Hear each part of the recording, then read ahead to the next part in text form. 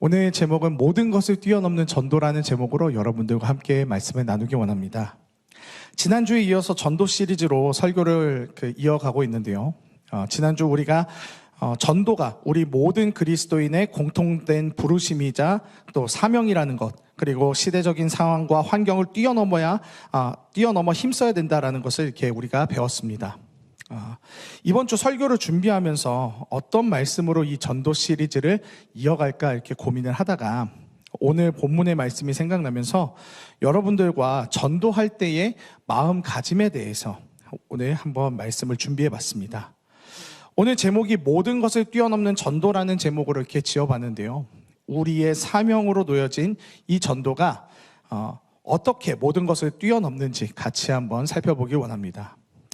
먼저 첫 번째는 나눠볼 것은요, 전도는 세상의 관점으로 볼 때는 미련해 보인다는 것입니다. 오늘 본문 18절을 보면 십자가의 도가 멸망하는 자들에게는 미련한 것이요 구원을 받는 우리에게는 하나님의 능력이라고 말합니다. 저는 18절에 멸망하는 자들에게는 미련한 것이요, 이 부분에 좀 주목을 하고 싶은데요. 이것은 세상의 관점으로 봤을 때는 우리가 하는 전도, 그리고 심지어 우리가 주일에 하는 모든 신앙생활들이 그 자체가 세상의 관점으로 봤을 때는 바보 같고 의미 없고 미련해 보인다는 것을 말합니다. 왜 세상은 우리가 하는 이 모든 것들을 미련하다고 생각을 할까요? 그것은 그들이 아예 예수님을 모르거나 들어도 아직 마음 가운데 온전히 예수님이 들어가지 않았기 때문입니다. 또 말씀이 이야기하는 것이 이 세상이 이야기하는 가치와는 너무나도 다른 얘기를 하고 있기 때문에 그 누구도 복음을 들어도 믿질 않고 미련하다고 이렇게 치부하는 것이죠. 그래서 저는 오늘 본문 21절을 보면 하나님의 지혜에 있어서는 이 세상이 자기 지혜로 하나님을 알지 못함으로 이렇게 말하고 있는데, 이 세상의 것으로는 결코 하나님의 일하심, 질서, 복음 이런 것을 절대 알지 못한다는 것이죠. 이처럼 세상이 인지하고 생각하는 것들과 복음에는 분명한 차이가 있기에 처음 사람들이 받아들이기에는 어렵고 힘든 것임을 이렇게 보게 됩니다. 오늘 본문 23절을 보면요, 우리는 십자가에 못 박힌 그리스도를 전하니 유대인에게는 거리끼는 것이요 이방인에게는 미련한 것이로되 이렇게 말하고 있는데요. 이것은 당시 그리스도인들과 그리스도인이 아닌 사람들 사이에서 십자가를 보는 관점이 다른 것을 이렇게 볼 수가 있습니다. 당시 십자가는 유대인들에게는 신명기 21장 23절에 근거해서 저주의 상징이었고요, 또 헬라인들에게는 정치범이나 노예를 죽이는 그런 끔찍한 사형의 수단이었기 때문에 이것을 구원의 표징으로 복음의 소식을 전하는 그리스도인들을 당시 사람들은 이해하지 못했던 것입니다.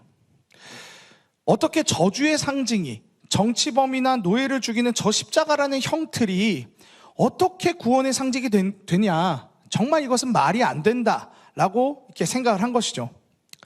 옛날이나 지금이나 복음을 바라보는 시선이나 복음을 전하는 것 모두가 이처럼 세상이 볼 때에 이해가 전혀 안 된다는 것을 오늘 말씀은 말해주고 있습니다.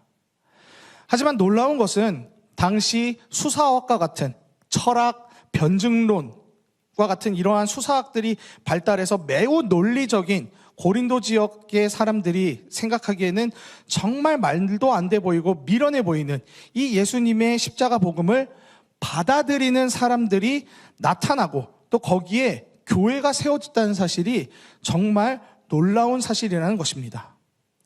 일반적인 우리의 인간의 관점으로 봤을 때는요, 복음과 이 복음을 전하는 것 그 자체가 전혀 받아들여질 것 같지 않고 미련해 보이나 하나님께서는 그 미련한 것들을 통해서 주님의 그 능력과 지혜와 그 힘들을 나타내시는 놀라운 일들을 주님은 행하신다는 겁니다.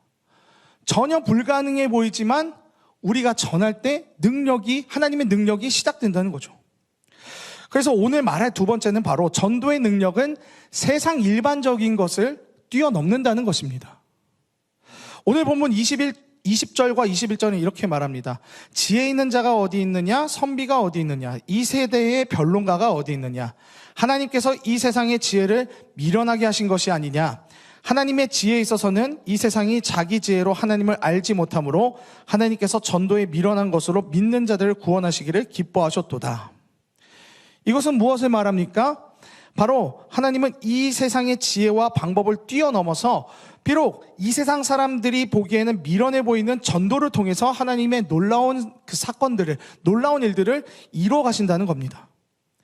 이 세상에 반듯해 보이는 지혜로는 결코 하나님의 복음에 도달할 수 없고 오직 하나님을 믿는 사람들의 입에서 입으로 전해 내려오는 세상이 미련하다고 여기는 전도를 통하여서 하나님의 복음에 이를 수 있게끔 하신다는 것입니다. 오늘 본문 25절을 보면요, 하나님의 어리석음이 사람보다 지혜롭고 하나님의 약하심이 사람보다 강하니라라고 말씀하십니다. 이것은 하나님의 뜻과 계획은 인간의 생각과 계획을 아득히 뛰어넘는다는 것입니다. 아까 앞에 21절에 하나님의 지혜에 있어서는 이 세상이 자기 지혜로 하나님을 알지 못함으로라고 이렇게 말했는데, 하나님의 계획과 뜻은 결코 이 세상의 최고의 지혜로도 알 수 없고 예측할 수도 없다는 겁니다. 일반적으로 보기에는 이 복음 자체와 또 복음을 전하는 이 전도가 정말 바보 같고 미련해 보이나 그것은 감추어진 축복의 비밀이라는 것입니다. 내가 용기를 내서 복음을 전파했을 때 그 행위 자체에서 하나님의 놀라운 뜻이 시작된다는 겁니다. 우리가 사실 전도하기가 쉽지 않은 것은 사실입니다. 앞의 말씀처럼 세상은 복음이나 전도를 미련한 것처럼 보고 이해하지 못하기 때문입니다.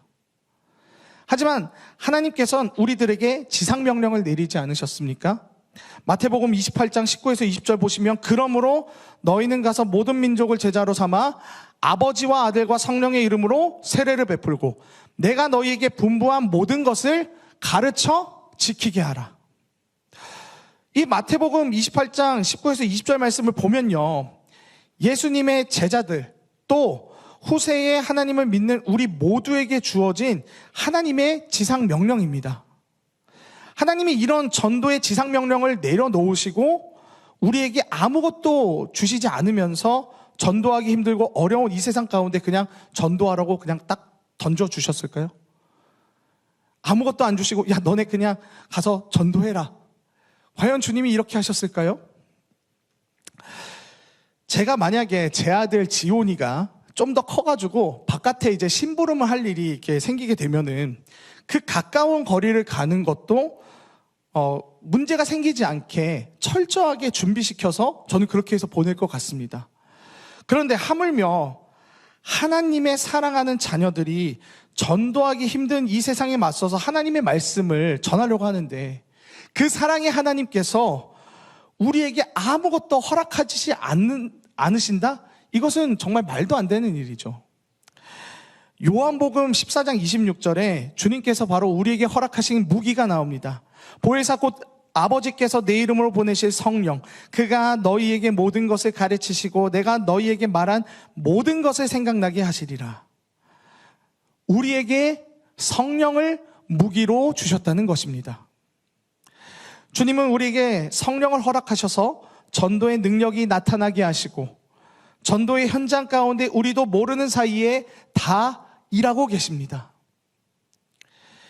마치 창세기 24장에 아브라함이 늙은 종에게 자신의 아들 이삭의 며느리감을 구해오라고 했을 때 하나님께서 미리 그곳에 가셔서 이삭의 아내 리브가를 준비시키셨던 것처럼 사실 우리가 복음을 전도할 그 시간에 성령께서 우리에게 능력 주시고 하나님께서 먼저 우리가 만날 그 영혼의 마음 가운데에 일하셔서 그 결과가 성공이든 실패이든 간에 하나님은 그 미련해 보이는 전도의 통로를 통해서 놀랍게 일하고 계신다는 것입니다.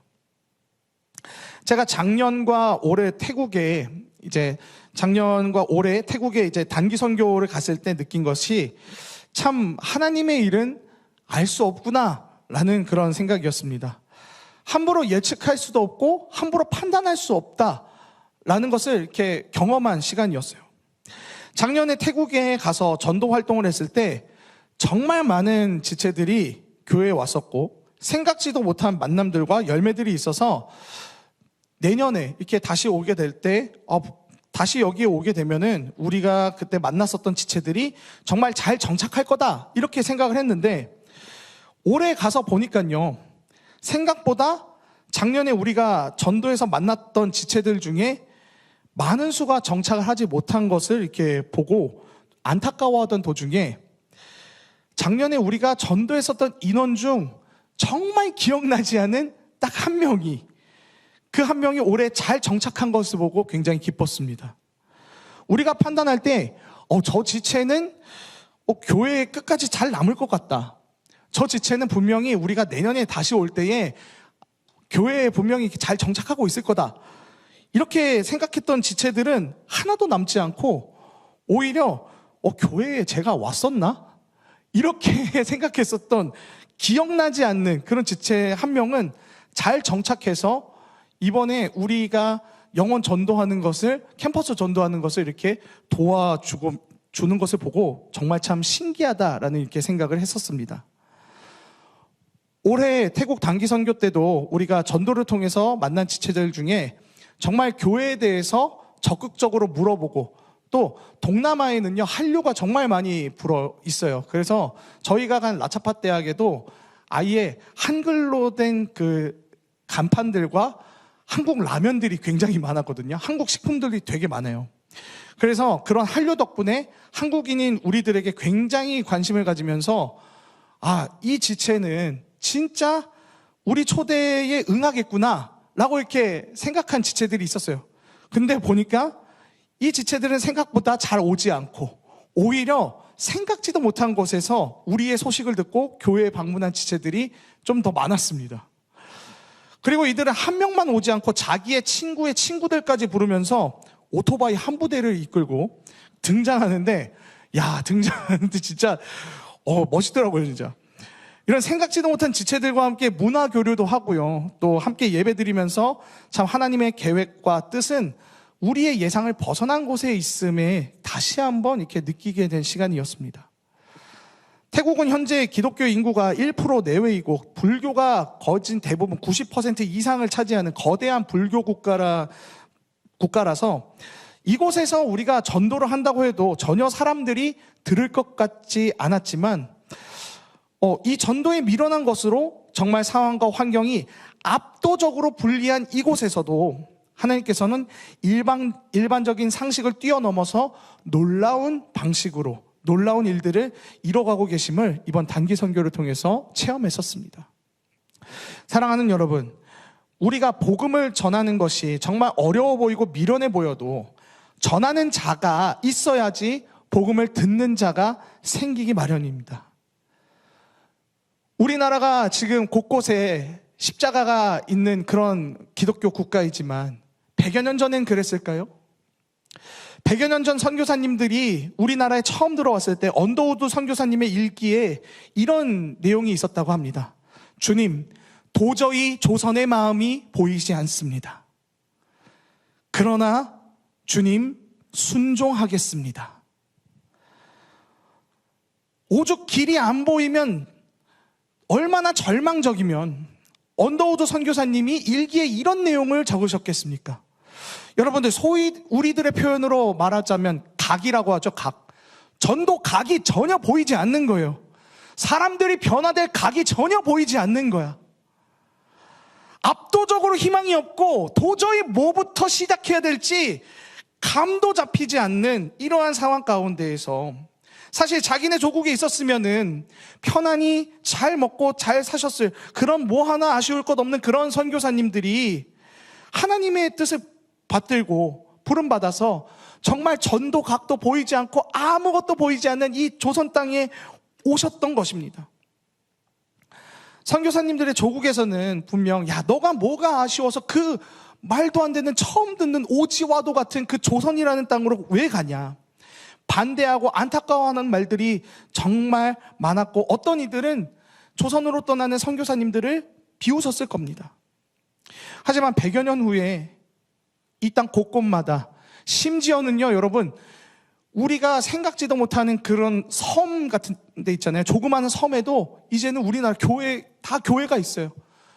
이 땅에 정말 곳곳마다 십자가가 생긴 이 나라의 모습을 보면서 지금 이 땅에 묻히신 선교사님들은 얼마나 기뻐하실까요? 이 나라의 복음의 역사도 전도의 미련한 것에서부터 시작이 됐습니다. 뭐 하나 보이지 않는 유교 국가에서 하나님께서는 복음의 역사를 이루셨습니다. 지금도 온 열방을 향해 전도하러 나가는 많은 선교사님들의 모습을 보면서 어떤 사람들은 측은하게 보고 미련하다 생각하는 사람들도 있을 겁니다. 과연 그 강성한 이슬람, 힌두, 불교, 다신교들의 나라들이 과연 변할까? 라고 생각하는 사람들도 있을 겁니다. 그런데 여러분, 그 땅을 두고 기도하고 전하는 사람들이 오다 보니까 하나님께서는 그곳에 놀라운 일들을 일으키고 계시는 것을 보았습니다. 일단 제가 간 태국에서는요, 저희가 갔을 때 태국 북부 지역에 있는 그 지역 교회들이 함께 연합해서 수련회를 계획하고 연합 집회를 준비하고 있더라고요. 근데 그 연합 집회를 주도하시는 분들을 보니까 우리나라나 다른 나라의 그 선교사님들이 주도하는 게 아니라 선교사님들에 의해 훈련되고 세워진 현지 리더들에 의해서 태국의 그런 영적 부흥들이 일어나고 있는 거예요. 전 정말 깜짝 놀랐어요. 저희가 묵었던 숙소에 있는 사장님도 알고 봤더니 한 교회의 지역장이셨던 거예요. 이처럼 지금 태국 가운데 그런 부흥이 일어나고 있어요. 절이 굉장히 많거든요. 태국에 가보니까 절이 되게 참 많았어요. 그런데 곳곳에 교회도 있었어요. 태국의 중간에 곳곳마다 이렇게 십자가가 세워진 것을 보면서 이렇게 90% 이상인 압도적인 그런 많은 불교가 그렇게 많은 이 불국 국가인 태국에서도 이 땅 가운데서도 하나님의 뜻이 이루어져 가고 있음을 이렇게 느꼈습니다. 사랑하는 여러분, 전도하기 정말 힘든 상황과 환경이 돼간다고 해서 우리가 이 복음 전파를 멈춰야 할까요? 기독교가 사회에 안 좋은 그 이야기를 듣고 있고 코로나 이후에 캠퍼스가 꽁꽁 닫혀 있다고 해서 어렵다고 힘들다는 이유로 이 복음 전파를 멈춰야 할까요? 아닙니다. 상황과 환경들은 늘 어려웠습니다. 어느 시대이든지 간에 그 시대만의 어려움들은 다 있었습니다.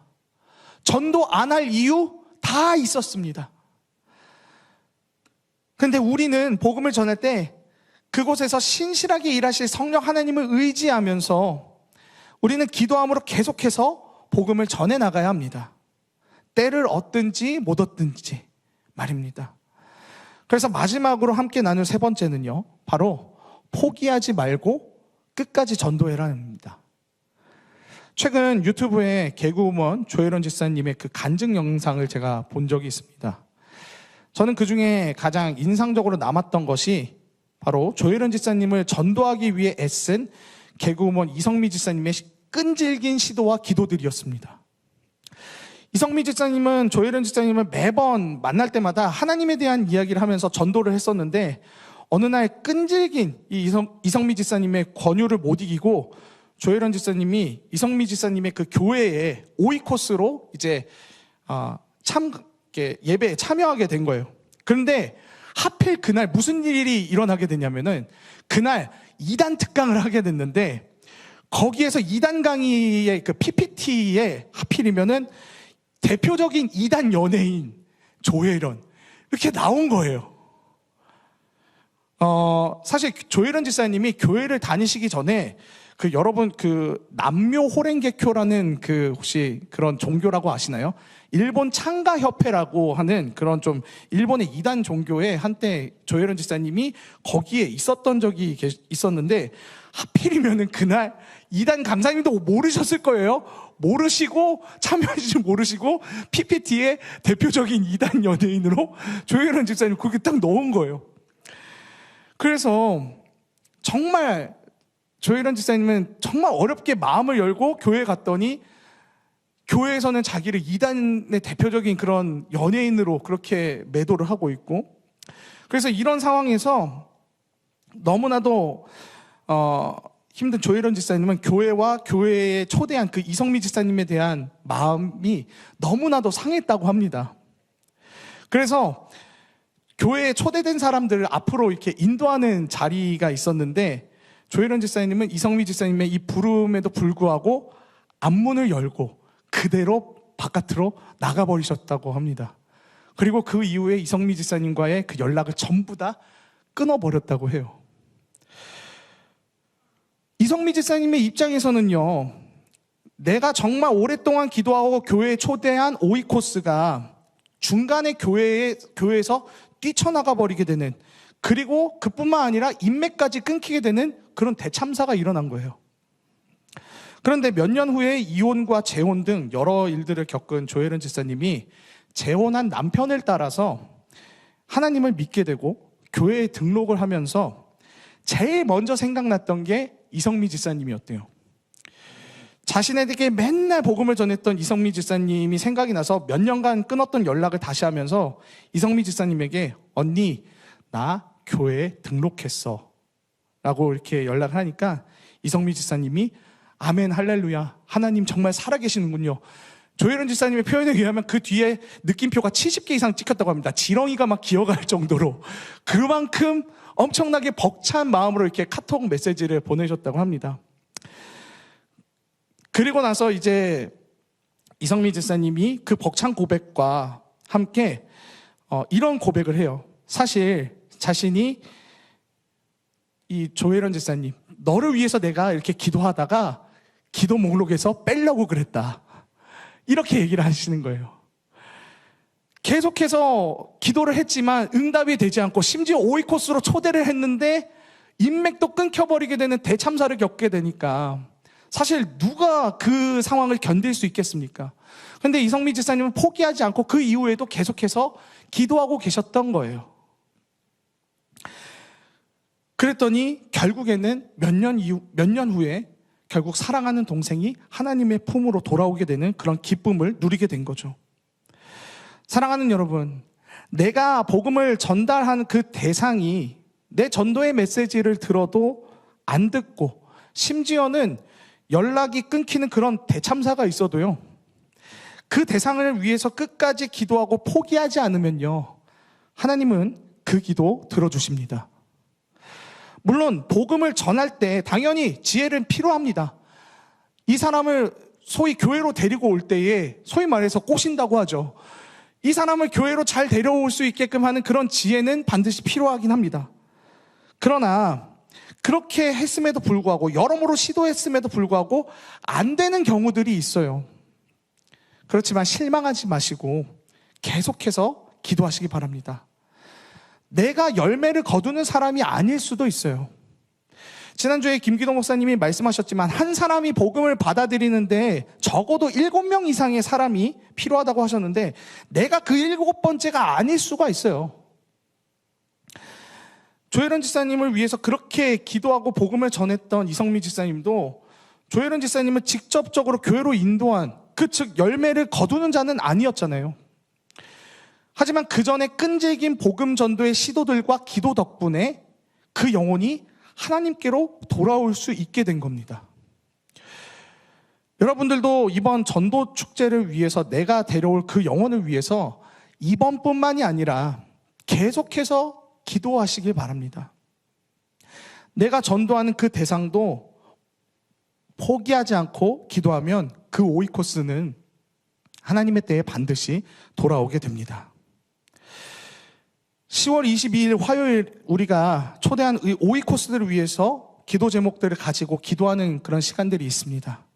마태복음 18장 20절에 두세 사람이 내 이름으로 모인 곳에는 나도 그들 중에 있느니라, 주님께서 이렇게 말씀하셨고요. 전도서 4장 12절을 보시면 한 사람이면 패하겠거니와 두 사람이면 능히 당하나니 삼겹줄은 쉽게 끊어지지 아니하느니라 라고 이렇게 말씀하십니다. 많은 지체들이 함께 나와서 함께 기도하면 좋겠습니다. 많으면 많을수록 좋습니다. 아까 얘기한 조혜련 씨를 위해서 기도한 사람이 사실 이성미 집사님뿐만 아니라 거기 새롭게 하소서의 이제 진행자였던 주영훈 씨도 조혜련 씨를 위해서 기도하셨고, 여러 연예인 집사님들이 조혜련 집사님 위해서 굉장히 많이 기도하셨다고 하더라고요. 그런 많은 크리스천 연예인들이 조혜련 집사님이 돌아오기를 기도하다 보니까 다른 종교에 취해서 살고 있었던 그 조혜련 집사님이 이제는 집사님이 돼가지고 몇 년째 이제 수많은 교회를 돌아다니면서 간증하고 다니시지 않습니까?